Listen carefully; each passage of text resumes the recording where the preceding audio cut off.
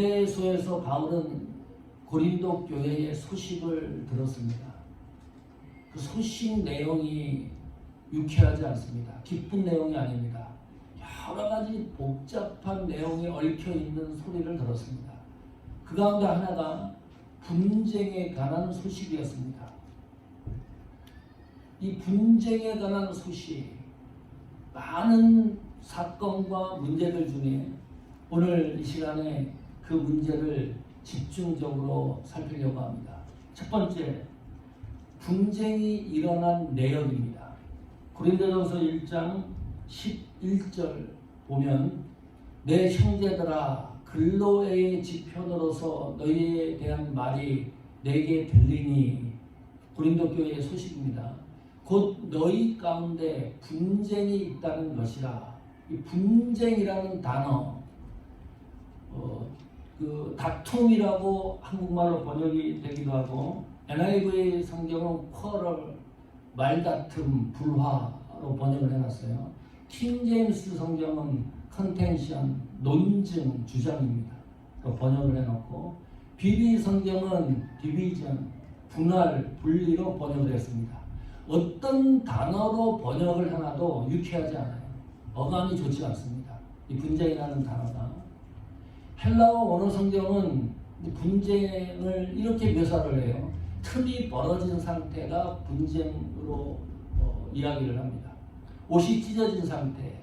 우리 몸이 조화를 이루어야 되는데 몸에 어떤 문제가 생긴 거예요. 그래서 이 몸이 정상적이지 않은 상태를 분쟁으로 헬라어는 묘사를 하고 있습니다. 이 분쟁으로 인해서 고린도 교회는 4가지 그룹으로 나뉘었습니다. 고린도전서 1장 12절입니다. 같이 읽겠습니다. 시작. 이는 다름이 아니라 너희가 각각 이르되 나는 바울에게, 나는 아볼로에게, 나는 게바에게, 나는 그리스도에게 속한 자라 하는 것이니, 이 분쟁에 대한 구체적인 내용 소식입니다. 하나의 그룹은 바울파입니다. 바울은 누구죠? 고린도 교회를 개척한 목회자입니다. 이 바울에게 복음을 듣고 교육을 받고 신앙 훈련을 했던 사람들이 있을 거 아니에요. 또 그 교회의 개척 멤버들이 되겠죠. 이런 유형의 사람들이 바울파를 형성했습니다. 그룹을 만든 거예요. 자, 바울이 사임을 하고 아볼로가 제2대 목회자로 부임을 했는데, 아볼로에 대해서는 잘 알죠. 바울하고 틀린 점이 있다고 그랬습니다. 언변이 뛰어나고 지식이 총명하고 사람을 끄는 힘이 있고, 그런데 또 게다가 겸손해요. 브리스길라와 아굴라 부부한테 성경 교육, 구원론에 대한 성경 교육을 받고 고린도 교회 목회자가 될 정도였으니까요. 얼마나 겸손합니까? 당연히 하나의 또 그룹이 형성이 돼요. 지식층들, 이 아볼로의 마음의 그 인격의 성향을 좋아하는 사람들이 아볼로를 따르기 시작을 했습니다. 그 다음에 여기 또 보니까 3번째 그룹이 있는데 게바파입니다. 게바는 반석이라는 뜻입니다. 옛날 베드로 이름이 게바였거든요. 이 예수님의 수제자가 베드로입니다. 이 그룹에 형성된 사람들은 정통과 율법을 중시하는 유대인들이 중심이 돼서 하나의 또 다른 그룹을 형성했습니다. 4번째 그룹이 뭐죠? 그리스도파입니다. 이건 아주 특이하죠. 예수님파라는 거예요. 좋은 의미가 아닙니다. 신앙의 우월감을 나타내는 사람들이 모였습니다. 고린도 교회의 골칫거리였던 성령에 대한 체험, 성령 은사에 대한 이런 문제들, 그것을 강조하는 신앙의 권위와 우월을 강조하는 사람들이 또 하나의 그룹을 형성해서 4가지 그룹이 교회 안에 존재하게 됐습니다. 자, 궁금한 게 있습니다. 이 그룹을 누가 만든 건가요? 도대체 이 파당을 어떤 사람들이 조직을 한 건가요? 교회 안에서. 바울이 조직을 한 건가요? 아볼로가 조직한 건가요? 바울이 어느 날 나를 따르라, 자기 사람들을 모아가지고 바울파를 만들었나요? 오늘 성경에 보면 반복되는 게 있습니다. 나는 바울에게, 나는 아볼로에게, 나는 게바에게, 나는 그리스도에게. 이 나는이라는 이 단어가 그룹이 형성되는 주체자입니다. 이 파당이 일어난 주체자는 그러므로 누구예요? 나예요. 내가 파당의 주체자예요. 이 당연한 이치입니다.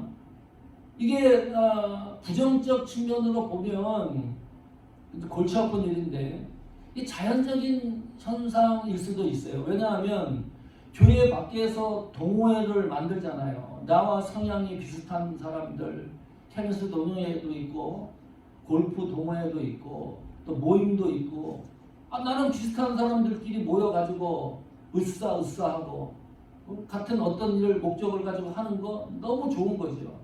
교회 안에서도 마찬가지입니다. 내 성향과 내 생각과 내 마음과 맞는 사람들끼리 동력하고 협력을 해가지고 하나님의 선한 일을 해 나간다는 게 이게 뭐 그렇게 나쁜 일인가요?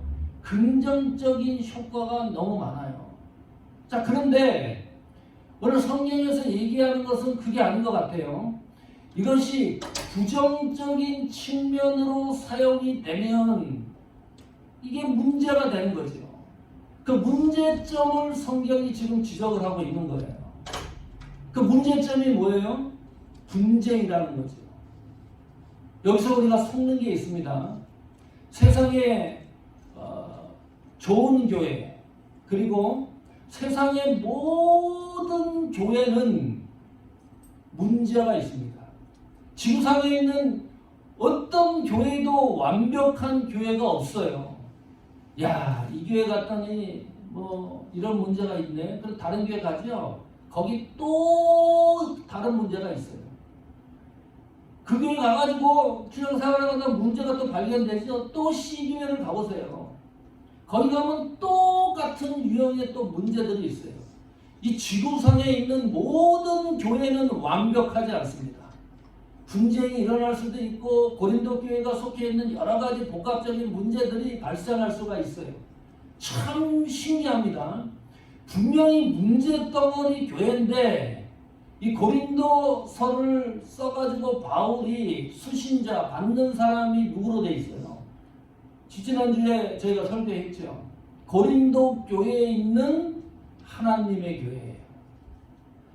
문제가 있는데 바울은 이 고린도 교회가 골칫덩어리 교회인데 성경은 어떻게 명명하느냐? 이 교회는 하나님의 교회다. 하나님의 교회로 명명을 해요.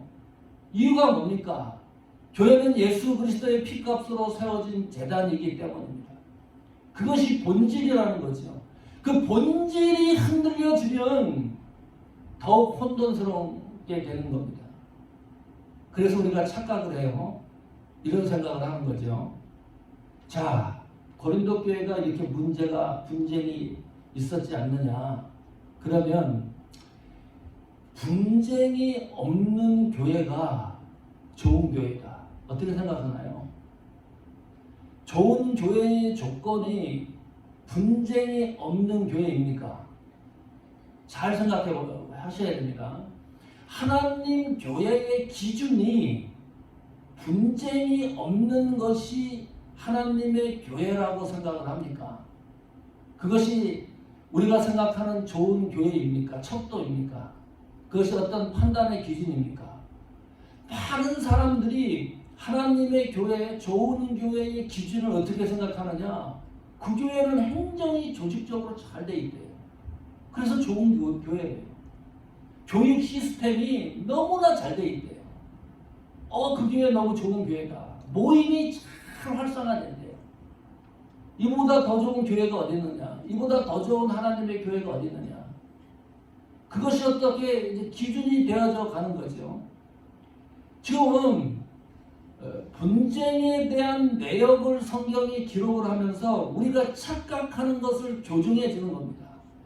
하나님 교회의 기준은 오직 예수 그리스도이시다.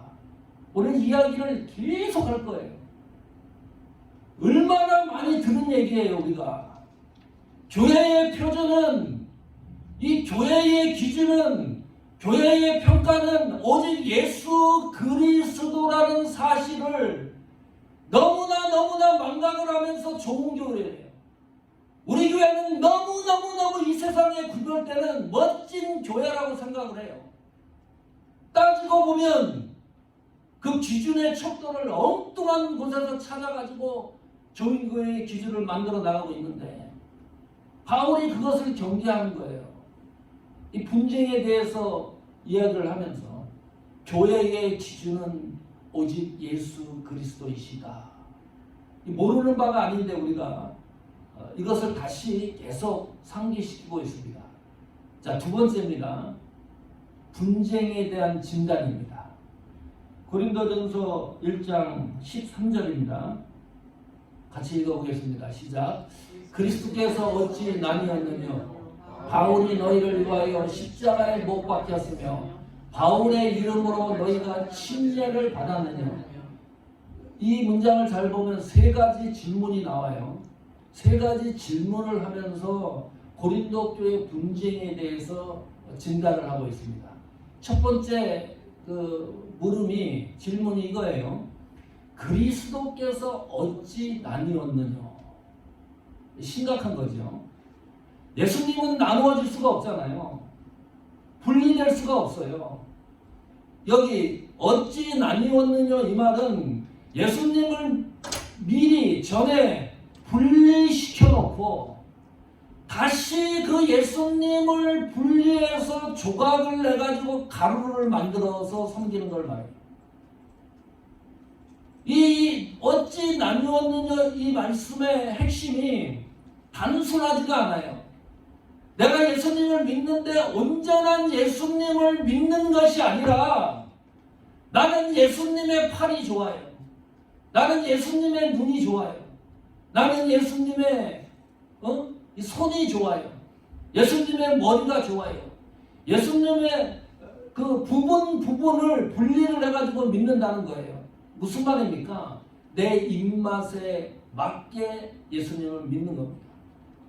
내 마음에 맞게 예수님을 믿는 거예요. 내 마음과 뜻과 사상에 예수님을 가지고 와서 틀 속에 가두어 놓고 그 예수님을 믿고 있는 상태를 말합니다. 이게 분쟁이래요. 이게 진단입니다. 부정적 측면에서 사건 사고가 이 그룹이 형성이 되고 그것이 문제가 발생이 되면 성경은 어떻게 진단을 하느냐? 단순히 분쟁에 대한 것으로 말하는 것이 아니라 그러한 사실은 예수님이 나누어지는 상태다. 이렇게 진단을 내립니다. 자, 두 번째 진단입니다. 바울이 너희를 위하여 십자가에 못 박혔으며 무슨 말이죠? 나 바울은 십자가에 못 박힌 사람이 아니다. 이게 신분 문제입니다. 바울을 따르는 그룹에 형성된 사람들은 바울의 능력을 알아요. 그 영적 파워를 알아요. 가만히 있어요, 바울이. 그런데 바울을 신격화시켜요. 바울이 신격화 되려고 하는 게 아니고 청중들이 그렇게 만들어가요. 이 바울을. 어느 정도까지? 예수 그리스도 위치까지. 그래서 그런 얘기하는 거죠. 나는 너희를 위하여 십자가에 못 박힌 사람이 결코 아니다. 다시 말합니다. 나는 너희를 예수님에게로 인도하는 나는 예수 그리스도의 종이다. 다른 게 아니라는 거죠. 나는 예수 그리스도의 노예 신분에 불과한 사람이다. 그런데 왜 나를 능력 있는 신적 존재로 여기느냐? 그것을 경계하고 있는 거예요. 그게 아니라는 건데. 신적 존재가 아니라고 하는 건데. 대형교회가 되면 목사님들이 마지막에 가면 뭐 얼마나 그 건물도 크고 또 물질도 풍부하고 기사를 보고 그러면 목회 잘 하시다가 마지막에 이 너무나 방대해져 가지고 실패하는 경우를 너무 많이 봅니다.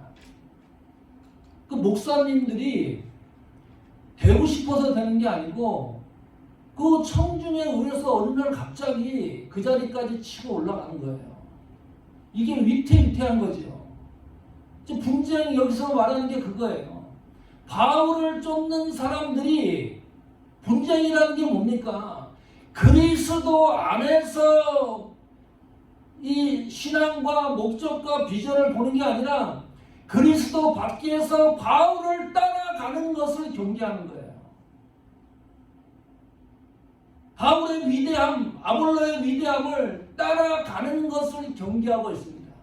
신앙의 중심은 예수 그리스도이시다.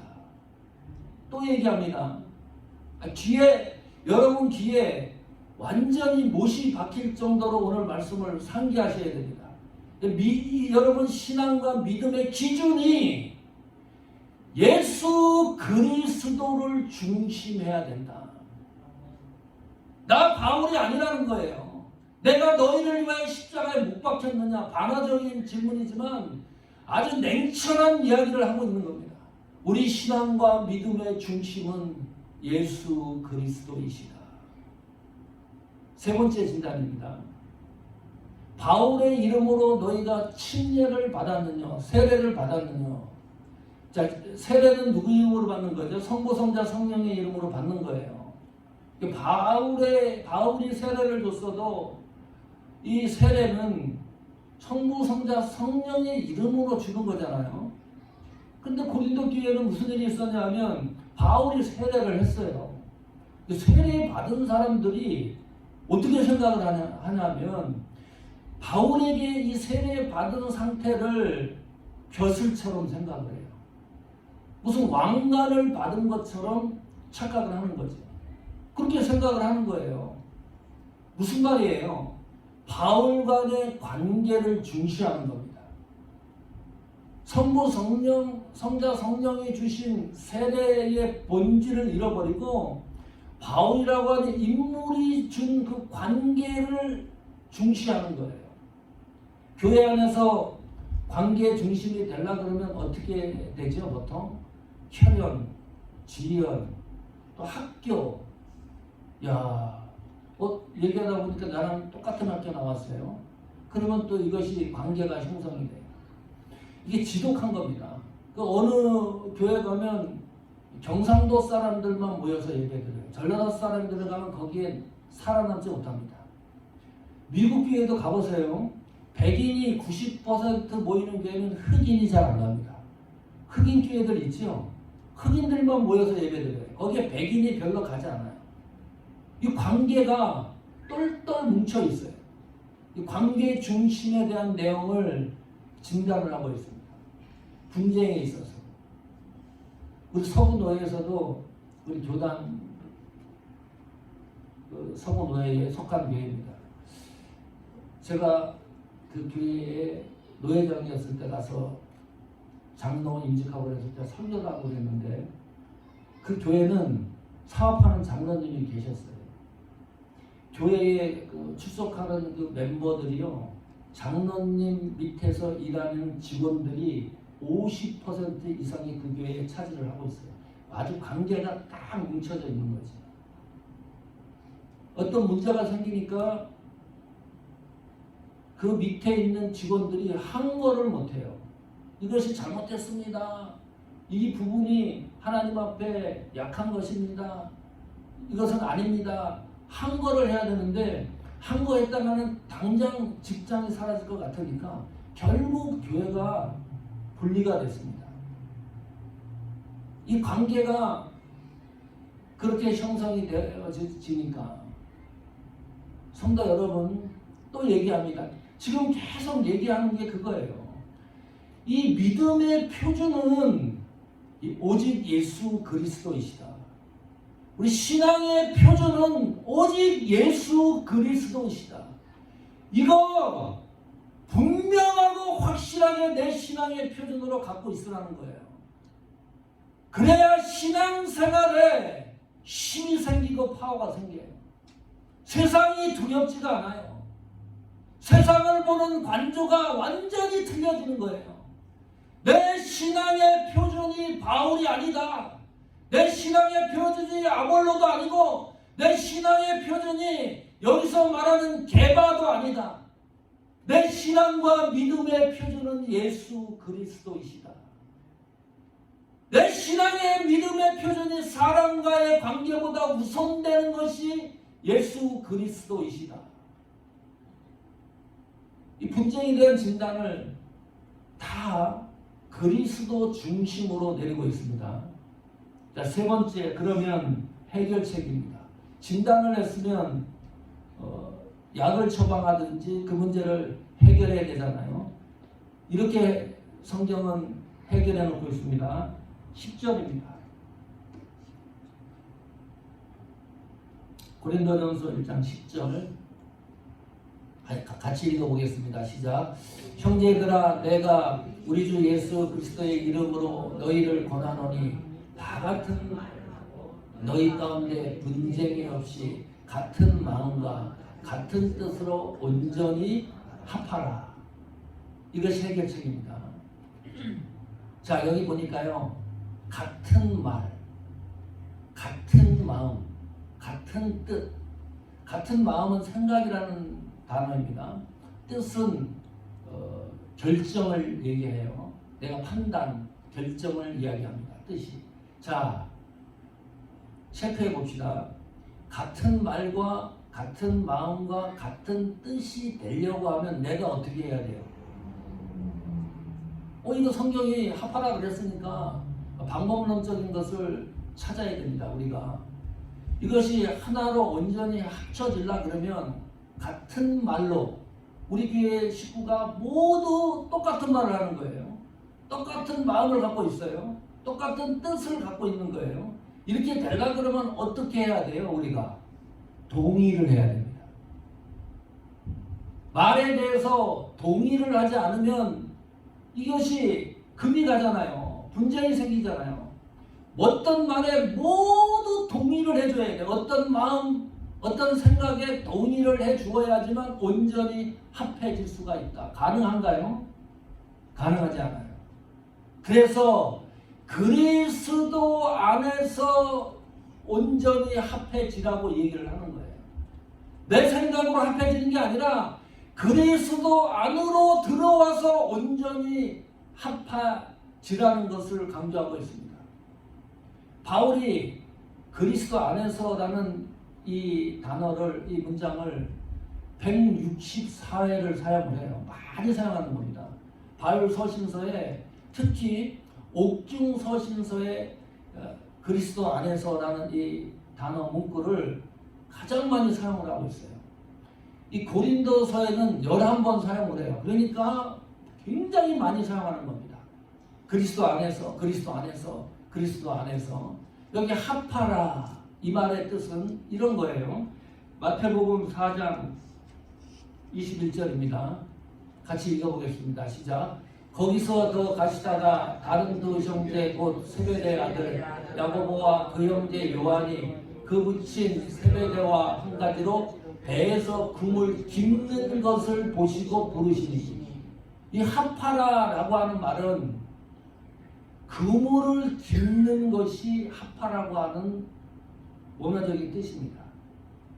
이 재봉틀로 그물을 빨리빨리 해결하는 게 라는 말이 아닙니다. 찢어진 그물을 한 뜸 한 뜸 다듬어야 돼요. 그래야 깁는 거죠. 금방 기어질 수가 없어요. 많은 노력과 신중하게 집중을 해야 돼요. 다시 말하면 온전히 합해지라고 하는 것은 사람에 대한 배려입니다. 교회는 성도의 한 사람 한 사람에 대한 배려가 존중되지 않으면, 오늘 고린도 교회에서 일어나고 있는 분쟁의 부정적인 요소라고 성경이 이야기를 하는 거예요. 자, 교회는 생각해 봅시다. 교회는 노동력을 착취하는 단체가 아닙니다. 우리가 무슨 사역도 중요하고 헌신도 중요하고 이것이 가장 중요할 것 같죠? 무슨 일이 가장 중요할 것 같죠? 교회는 일도 아닙니다.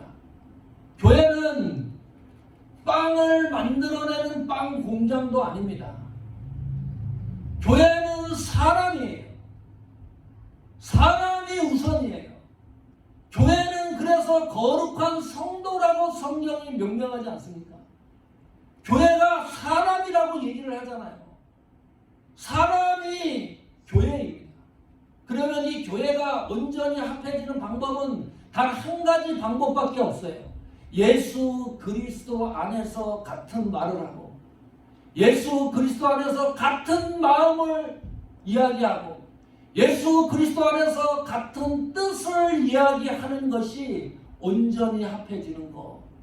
그것이 해결책입니다. 다른 방도가 없습니다.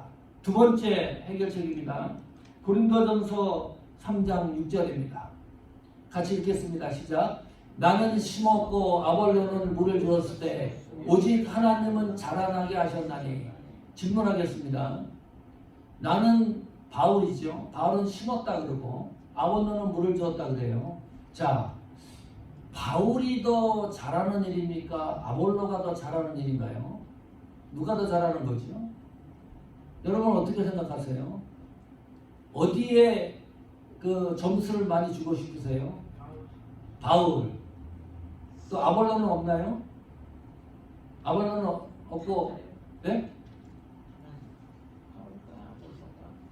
심었고 아볼로는 물을 주었을 때 하나님은 자라나게 하셨나니. 나는 심었고 아볼로는 물을 주었을 때 우리가 관심을 갖는 것이 고린도 교회 관심이 어디에 있는 거예요? 하나님이 자라게 하셨나니 이거는 관심이 없어요. 어디에 관심을 두고 있느냐? 바울이 심었고 아볼로가 물을 준 데 관심이 있어요. 그래서 그룹이 형성이 돼요. 자, 봐라. 바울이 얼마나 위대한 일을 했느냐. 그러니까 하나의 그룹이 형성이 돼요.